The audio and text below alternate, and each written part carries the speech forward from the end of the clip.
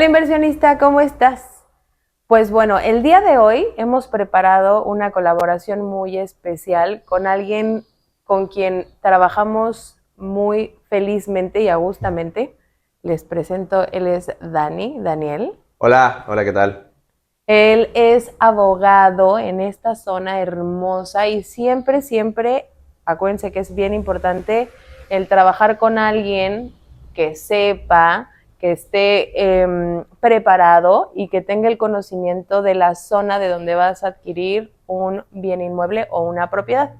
Pero bueno, Dani, cuéntanos un poquito, primero, gracias por estar con No, hombre. nosotros, por tu tiempo, y cuéntanos un poquito de lo que tú haces aquí en Riviera Maya. Claro que sí. Primero, gracias a ustedes por venir aquí a su casa, su oficina, Gracias. cuando gusten. Bueno, su oficina, pero no nos quiero ver aquí tanto tiempo. Nada, en serio.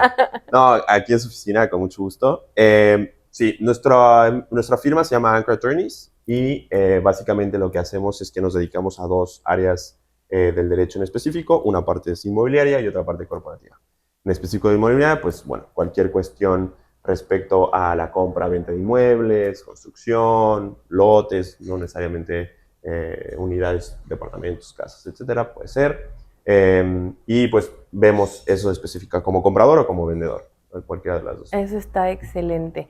Pues nosotros hemos colaborado ya en varios momentos con Dani, con varios clientes, y pues quisimos hacer este video porque siempre hay preguntas bien recurrentes de la gente que no está en México, de latinos viviendo en Estados Unidos o de personas fuera de México, porque siempre hay como este momento en el cual de pronto se dice, es que siendo extranjero no se puede comprar en México o cerca de la playa o demás.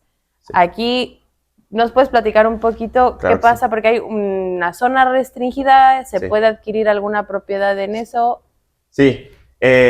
O sea, sí, está complejo.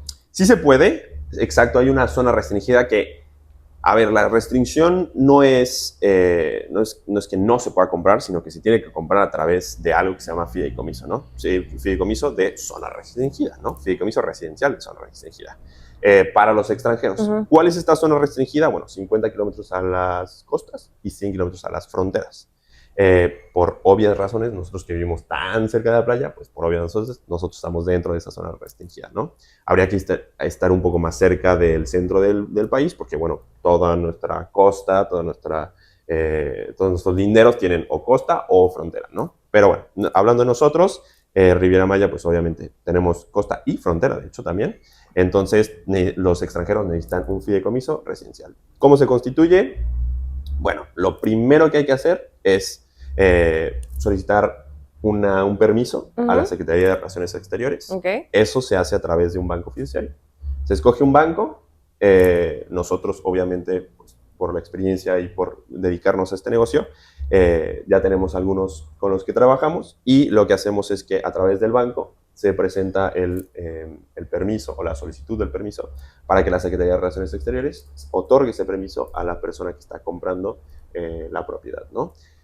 Esta solicitud tiene que tener pues la información de comprador, vendedor, toda la descripción del inmueble, que es muy importante, la Claro. descripción tal cual está en una escritura pública, que es el título de la propiedad que básicamente se está adquiriendo. Pues bueno, en este caso también se agregan los beneficiarios sustitutos y la Secretaría emite ese permiso para que se pueda constituir el fideicomiso, ¿no? Es el permiso. La Ok. constitución viene después. Ese solo es como la autorización para poder hacerlo. La Decirte, constitución. tú, cliente, sí te doy el permiso de Exactamente. que esto sea tuyo. Exacto, porque en realidad lo que pasa es que hay dos filtros, digamos. Porque no, hay unos clientes que preguntan, ¿por qué a través del banco? ¿No? ¿Por qué no directo? Bueno, lo que pasa es que el banco también tiene que aceptar tener ese fideicomiso para esas personas, ¿no? Porque al final del día el banco es el que tiene ese lugar en el fideicomiso. Normalmente yo lo explico como una caja fuerte, digamos, ¿no? Que hace mucho tiempo, ahorita tal vez ya no tanto, pero hace mucho tiempo lo que pasaba era eso, ¿no? Que los bancos tenían estas cajas fuertes o lugares donde se resguardaban ciertas cosas preciosas, no sé, oro, diamantes, etcétera, y, pero la caja fuerte estaba en el banco y era del banco, pero todo lo que metieras en esa caja fuerte era tuyo, ¿no? Tenías el beneficio de, en este caso, por ejemplo, la posesión, el goce, el uso, disfrute, etcétera, etcétera, ¿no? Entonces, básicamente es lo mismo, ¿no? El fideicomiso va a estar controlado o el dueño del fideicomiso es el banco, pero lo que pongamos dentro de él, en este caso, como es un fideicomiso para una unidad, pues la unidad que se ponga, casa, departamento, lote, lo que sea, que se ponga dentro de ese fideicomiso, el beneficiario de ese objeto va a ser el que está comprando, ¿no? Ok, perfecto. Y ahí me vienen varias preguntas. Sí. La primera, dentro de un fideicomiso, ¿cuántas propiedades yo como extranjero puedo tener? Es una muy buena pregunta. Y hay un dilema, debate, pero en realidad no hay un límite, es la realidad. Hay unos bancos que permiten solo la creación de un fideicomiso por cada unidad. Okay. Hay otros bancos que no. Si nos retomamos al deber ser, que es, digamos, la ley, pues la ley dice que lo que pongas dentro del fideicomiso tiene que ser de uso residencial. Okay. ¿Qué pasa? Hay este banco, o bueno, hay algunos bancos en específico que solo permiten uno por unidad porque la interpretación que le dan a la ley es que la unidad tiene que ser para vivir o para uno mismo, ¿no? Okay. Incluso obviamente no vas a vivir en 3 casas, ¿no? Claro. Esa es la interpretación que se le da por parte del banco, pero sí se puede. Hay otros bancos que pueden poner 2, 3, 4 unidades o diferentes en uno mismo fideicomiso. Ahora, la cuestión sería cuando se venda. Entonces, ¿qué pasa? El fideicomiso, insisto, la caja fuerte, pones diferentes unidades y cuando vayas a vender una casa, pues no vas a... Normalmente lo que se hace es que o se ceden los derechos del fideicomiso o se extingue y se crea otro. En este caso, siempre tiene que ser una extinción y tendrá que ser una extinción parcial. ¿Por qué? Porque si, digamos, en la caja hay 3 fideicomisos, no vas a ceder por la venta de uno todo el fideicomiso. Otros 2. Exacto. Entonces, lo que se hace es que se extrae, se corta de la caja fuerte esta unidad, entonces se extingue parcialmente y se crea un fideicomiso nuevo de la persona que está comprando. Pero sí se puede tener más de una unidad en un mismo fideicomiso. Perfecto, eso está increíble. Sí. Oye, y tengo una pregunta más ahí. ¿Todos los extranjeros, sin lugar a alguna nacionalidad u otra, tienen que pasar por fideicomiso si quieren comprar en zona restringida, ¿cierto? Así es. La única manera de no necesitar el fideicomiso es ser mexicano. Ok, por ahí viene una pregunta importante, porque hay muchos extranjeros que ya tienen la residencia permanente. Sí. ¿Eso no nos deja comprar o sí nos deja comprar o tienes que tener ya tu pasaporte mexicano? Así es, pasaporte mexicano, porque al final del día la residencia, el tema de la residencia es como una identificación del gobierno a una persona que no es nacido aquí, ¿no? Okay. Entonces lo identificas de manera fiscal, ¿no? Cuando ya tienes la residencia puedes tener RFC y lo identificas de manera poblacional con un CURP, ¿no? Ahora, eso no quiere decir que ya eres mexicano, sino solo simplemente que ya no eres un turista que viene, sino ya te puedo identificar de estas 2 maneras. Sin embargo, es muy claro, la ley es muy clara y todo extranjero, hasta ese punto, él sigue siendo un extranjero identificado, pero extranjero, entonces tienes que tener pasaporte mexicano. Es decir, cualquier persona o entidad mexicana puede omitir el tema del fideicomiso. Contrario censu, cualquier persona extranjera o entidad extranjera necesita el fideicomiso para poder adquirir. Perfectísimo. Aparte, siempre hay de esto del fideicomiso, de pronto tenemos la opción como de que la gente puede usar un fideicomiso o puede constituir una empresa, ¿cierto? Ajá. ¿Cuál es la diferencia o cuál es el beneficio de una y la otra?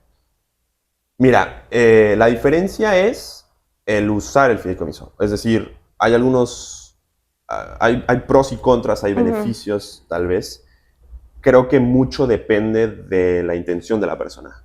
Mucho depende del objetivo de adquirir una propiedad o muchas, ¿no?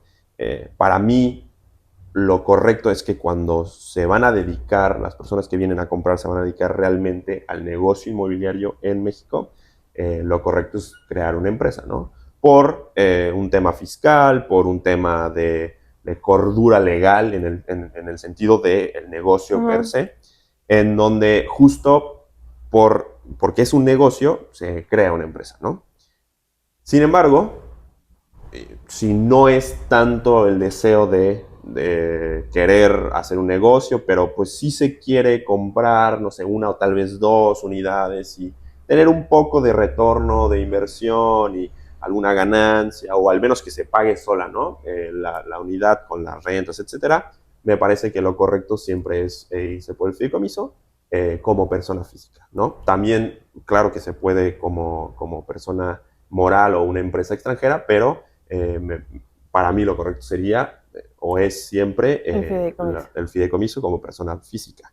Hay muchas maneras, sí, os digo, está el fideicomiso persona física, persona moral o empresa extranjera, o está la empresa, dependerá de la situación y el caso en concreto. Mucho de los beneficios son fiscales, la verdad. Mucho de por qué crear una empresa es una cuestión fiscal y una cuestión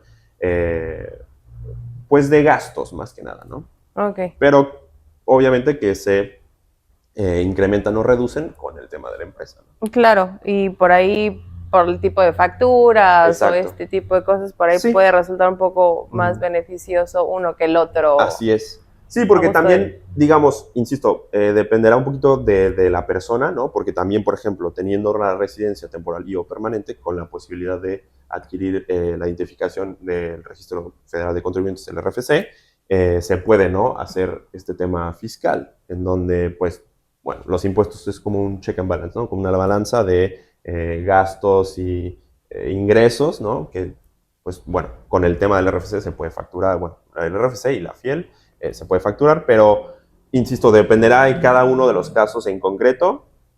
Para mí, esencialmente, la postura es, si vas a hacer un negocio inmobiliario, haz una empresa. Si no es tanto tu deseo hacer un negocio, pues fideicomiso no es tan caro y es lo más viable. Y por aquí, ¿cuál es el costo de una y de la otra? Claro.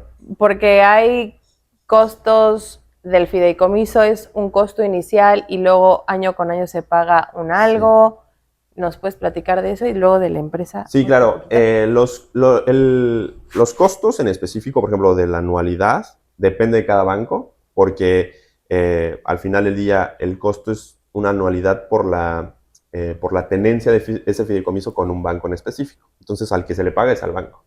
Entonces, el banco es el que determina ese fee o ese precio, ¿no? Entonces, dependerá de cada banco. La verdad es que podría decir que entre 400 y 600 dólares más o menos anuales. La mayoría de los con los que nosotros trabajamos están en 522 dólares anuales y se paga una vez que ya se haya constituido el fideicomiso. Eso solo es la anualidad. Aparte de eso, justo como dices, está el tema del permiso, que el permiso tiene un costo, y aparte de eso está justo cuando se constituye formalmente el fideicomiso, hay un pago que hacer al banco, porque el permiso es a la Secretaría de Relaciones Exteriores y la aceptación y la anualidad es al banco.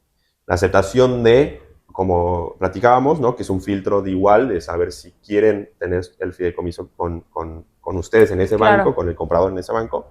Y la anualidad, pues bueno, anualmente por la tenencia.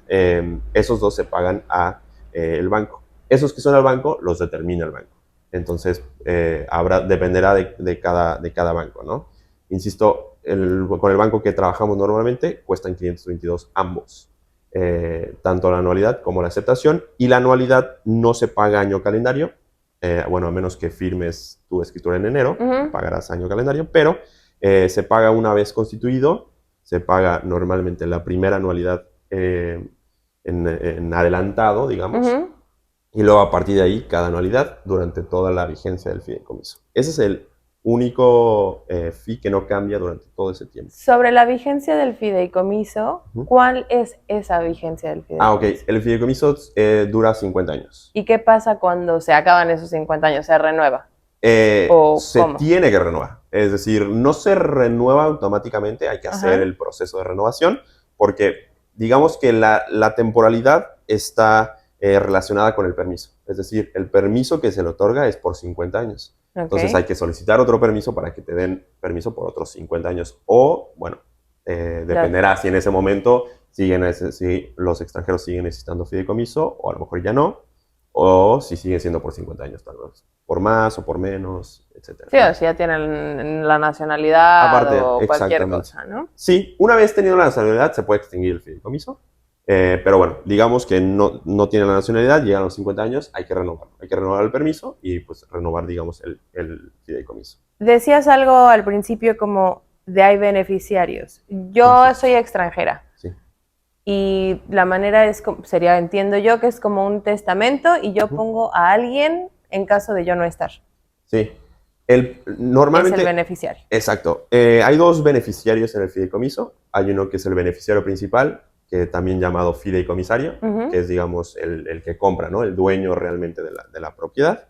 Y hay un beneficiario secundario, que es también llamado beneficiario sustituto, que es aquel que pues va a recibir la unidad como una herencia o como un testamento, ¿no?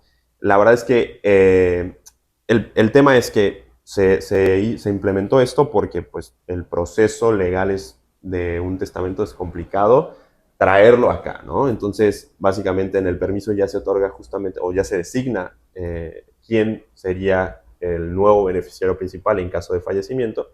Y lo que pasa es que los beneficiarios principales designan a alguien sustituto, si por ejemplo normalmente son una pareja, ¿no? Se reparte 50% y 50% cada persona. Y lo que pasa es que si fallece uno de ellos, el remanente o la persona que queda vivo, exacto, queda con el 100%. Si fallecen los dos, entonces los beneficiarios se vuelven beneficiarios principales. Después de ser beneficiarios principales, o más bien al momento de ser beneficiarios principales, ellos tienen que designar para que nunca, digamos, se pierda la unidad en alguien que no se haya designado. Y también que queden protegidos todos, de alguna manera, ¿no? Sí, porque en realidad, o sea, el fideicomiso es muy seguro. Nunca se va a perder la propiedad. Es algo que los clientes normalmente a veces como que les preocupa o como que tienen esta curiosidad de decir como, oye, pero el banco me puede quitar la propiedad. Pues no. O sea, no solo así. Aun cuando haya terminado la vigencia, hay que renovarlo y no se pierde la unidad, solo hay que renovar el permiso. De hecho, te avisan, ¿no? Te dejan saber. Hay un formatito de los bancos que hay que llenar con toda la información de los clientes para que puedan tener, pues, número de teléfono, correo electrónico, etcétera, y puedan comunicarse con los clientes. Correcto. Y entonces, pues, te dejan saber, ¿no? Entonces, en realidad, nunca, o sea, digo, no por esas cuestiones o no solo porque sí, se pierda la unidad. Tendría que pasar algo extraordinario o algo distinto, pero, no solo porque sí, se pierde la unidad. Y es real que yo, siendo extranjera, aunque use un fideicomiso, sigo siendo 100% propietario o soy dueña de la propiedad. Se es beneficiario, es decir, la propiedad tal cual es del banco, o más bien del fideicomiso, porque el fideicomiso es un contrato. Entonces, la propiedad es del fideicomiso. Entonces, se necesita el banco para cualquier cuestión. Sin embargo, las decisiones las toma exactamente. Yo decido qué hacer. Exacto. Cualquier cuestión. Si lo rento, si se gana, si se vende. El banco básicamente se utiliza como medio informativo o medio de control a través, o sea, bueno, es como mi representante. Sí, con el gobierno mexicano, exactamente, justo. Y los compradores o los reales dueños, digamos, son quienes pueden tomar todo ese tipo de decisiones, ¿no? De usarlo, rentarlo, venderlo en su momento. Cuando se vende, obviamente hay que dejarle saber al banco, ¿no? Pero para la renta y todo esto, claro, el banco no se mete, ¿no? En la misma escritura que es el contrato del fideicomiso, se delimitan todas estas responsabilidades que básicamente es que toda la responsabilidad recae de la posesión, del uso y del cuidado del inmueble, recae en el comprador, ¿no? El dueño en realidad. Correcto. Eso está súper, súper interesante. Y tengo una pregunta. ¿Con la empresa funciona similar? ¿La empresa mexicana? Ajá. Con la empresa mexicana no funciona similar porque digamos que ahí no hay un banco involucrado, pero la empresa es la dueña. Hay que recordar que la empresa es una persona, un ente más, distinto a nosotros como personas físicas. que nosotros actuamos a través de la empresa porque no, pues la empresa es papel, ¿no? No tiene manos para firmar, etcétera, etcétera. Pero al final la empresa tiene su patrimonio propio y tiene pues nombre y todo, ¿no? Entonces, básicamente las unidades, o si compras una casa con una empresa, la empresa es la dueña de la casa. Entonces, pues no existe tal vez esta designación de beneficiario sustituto, porque como es una empresa, pues las empresas no se mueren, digamos, no tienen como esta vida física. Pueden fenecer de otras maneras, ¿no? Si la extingues, etcétera, etcétera, pero no tienen una vida física, ¿no? No es como que se va a morir un día, Claro, ¿no? sí, sí, sí. Entonces, en realidad, quien compra o la dueña de la unidad o del inmueble es la empresa. Todo es a través de la empresa. Si bien los compradores son los accionistas o los socios de la empresa, sí, y pueden tomar todo ese tipo de decisiones, al final es la empresa quien representa la propiedad. Ahí sí, la empresa tiene propiedad, posesión y todo, ¿no? Insisto, a través de las personas físicas, pero la empresa es la dueña, ¿no? Correcto. Y pues ahí no se necesita renovar ni, No, ni no. nada, nada por el Sí, no. estilo. Oye, y pues bueno, en este caso, ¿qué papeles necesitas? Hablando del fideicomiso. Sí.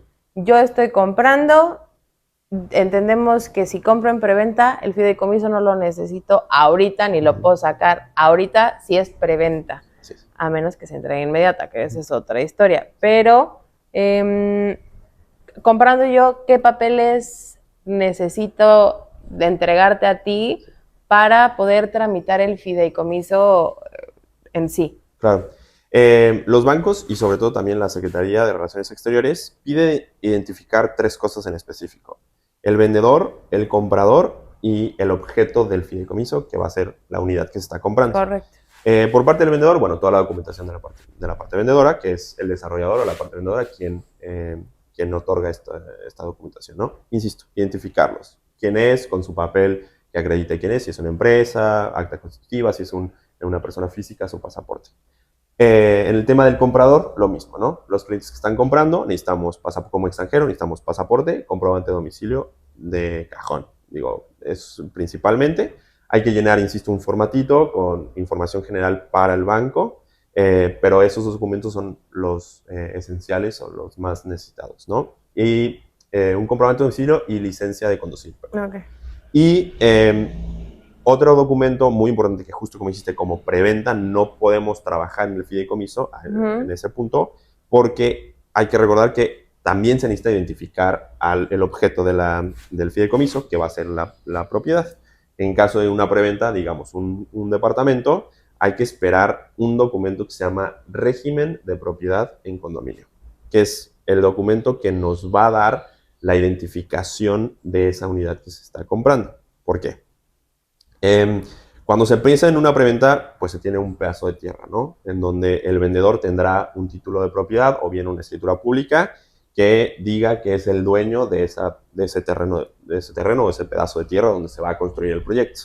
Entonces, esa escritura o ese documento va a decir que hay, no sé, un lote que mide tal y tal y tal, ¿no? Pero después va a tener una construcción arriba.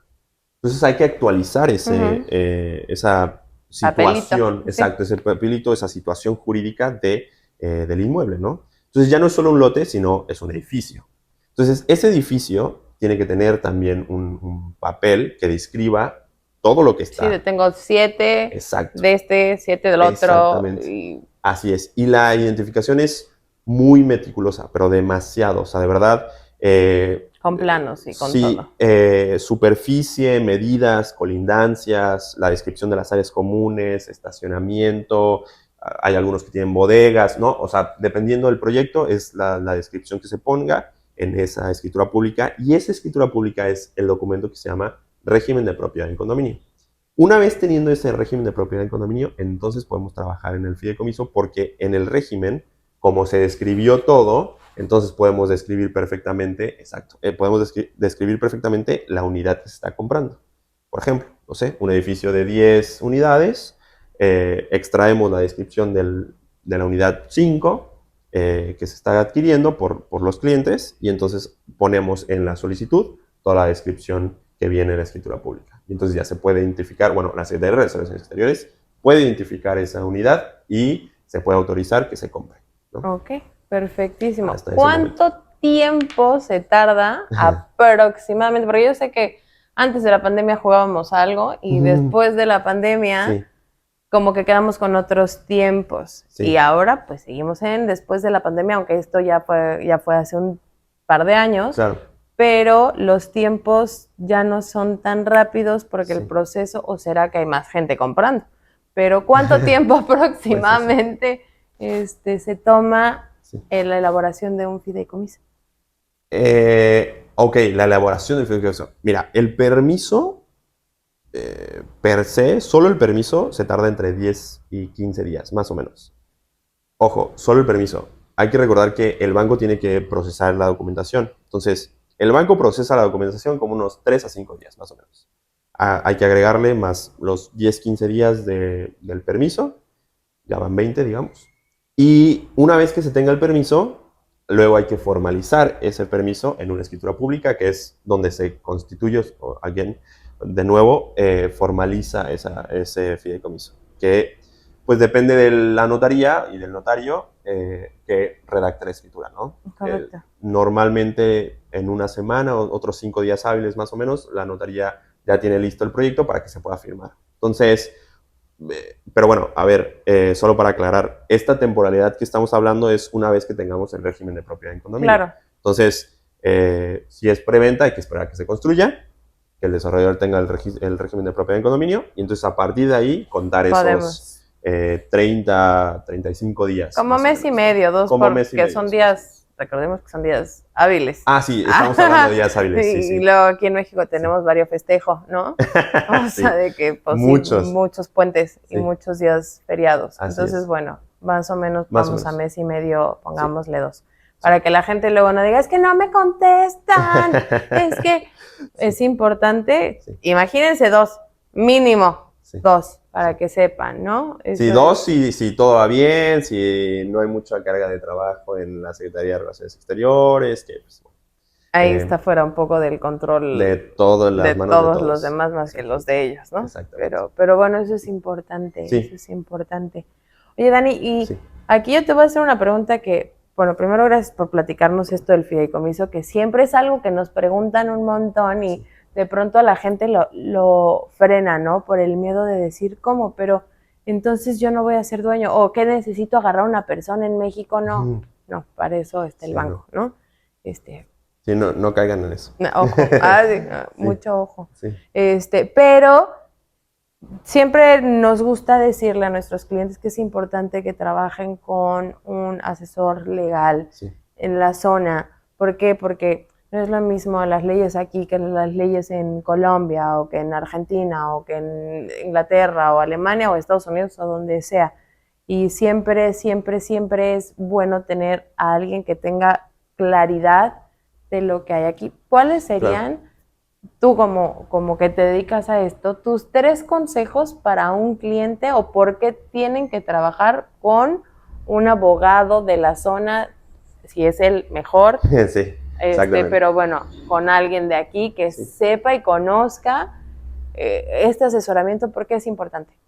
Creo que, bueno, 3 consejos sería, el primero, no solo asesoría jurídica, sino asesoría inmobiliaria. Es muy importante que haya estos asesores porque al final del día son personas que conocen la zona, ¿no? Y si es con Lili o Javi, mejor. Pero bueno, yo creo que eso también es muy importante, los asesores inmobiliarios que conocen la zona, conocen justo el movimiento de la zona, que han estado bastante tiempo en este negocio y aparte que conocen cuál es, dependiendo de las posibilidades de cada cliente y el objetivo de cada cliente, la mejor inversión, ¿no? Entonces, creo que es muy importante eso, principal. Segundo, no diría que tienen, pero sugiero adquirir servicios legales, como dice Lili, si es de nuestro mejor. Pero creo que es muy importante por varias cuestiones. Exacto, las leyes no son iguales y tampoco la manera de de la construcción, de los tiempos, de los contratos, de la relación con, por ejemplo, el banco y la Secretaría de Relaciones Exteriores, que tal vez incluso en mismo México, en otras partes, no sé, un poco más central, no conocen, porque no necesitan ese tipo de fideicomisos, ¿no? Entonces, creo que es importante adquirir servicios legales locales porque conocen justamente, ¿no? Conocen la manera en que se hacen los contratos, la manera en los tiempos, la manera en que se hacen las negociaciones con los desarrolladores o con la parte vendedora, ¿no? Entonces, esa parte me parece muy importante y sobre todo para tener la mente en calma, o sea, tener este peace of mind de la explicación completa, ¿no? La mayor, el mayor detalle en la explicación de decir, Claro. esto es lo que está pasando y esto es lo que va a pasar y es por esto, ¿no? Entonces, que tengas esa tranquilidad de que todo está yendo en orden, aun cuando, por ejemplo, en 2 meses digamos que no sea, o bueno, en 15 días digamos que no hemos tenido ningún progreso, no es que no se haya tenido progreso, pero se está esperando el permiso de Secretaría de Relaciones Exteriores, ¿no? Entonces, justo poder tener este tipo de tips o este tipo de información que los abogados de la zona conocemos. El tercero, que buscar justamente el asesor, no solo inmobiliario, sino legal, que más se apegue a los intereses y más te haga sentir cómodo. Porque muchos tenemos diferentes formas de trabajar y es válido, claro. Sin embargo, pues también nos gusta ser tratados de alguna manera y entonces, pues, adquirir esos servicios de la gente que, pues, a lo mejor nos gusta que las cosas salgan rápido, nos expliquen a detalle o no, y adquirir esos servicios. Sí, ¿no? que siempre vean como por el bien de uno mismo.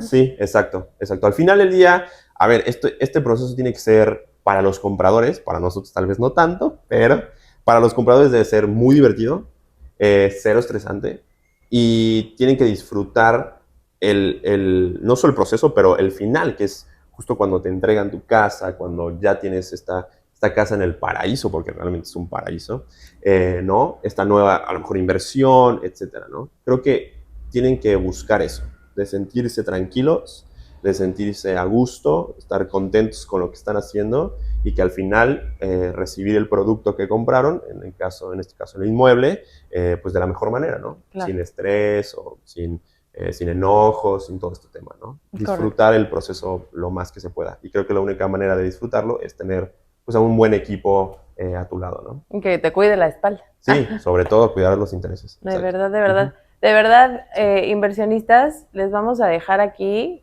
el correo abajo de Dani y su página. Es altamente recomendado, es workaholic, como no tienen una idea. Sí. De verdad, de verdad. Culpable.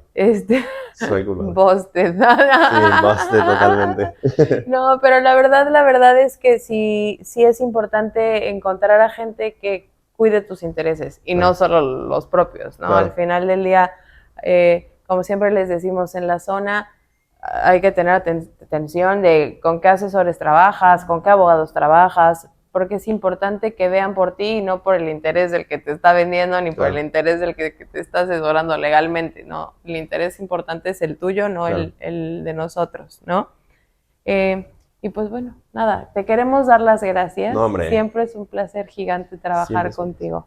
De verdad, de verdad. No, hombre, yo agradezco mucho. Gracias, la verdad, agradezco este espacio, que a mí me encanta, me fascina platicar de esto, poder hacerlo por mucho tiempo y contestar todas sus dudas, todas, no se preocupen. Y no, gracias por la invitación. Gracias por abrirnos la puerta de nuestra casa y nuestra oficina, ya no nos van a sacar de aquí. Sí, ya vi a Javi que está acomodando sus cosas. Ya, sí, está sacando la computadora y las cosas de la mochila. Pero muchísimas gracias. Hombre, inversionistas, no se les olvide, si les gustó este video, denos un like, suscríbanse, dejen sus preguntas aquí abajo y si hay varias preguntitas, pues le volvemos a dar la tarde al buen Dani. Sí, por supuesto, yo encantado. Y pues nada, estamos al pendiente y nos vemos la próxima. Gracias, Dani. Gracias a ti. Adiós. Bye.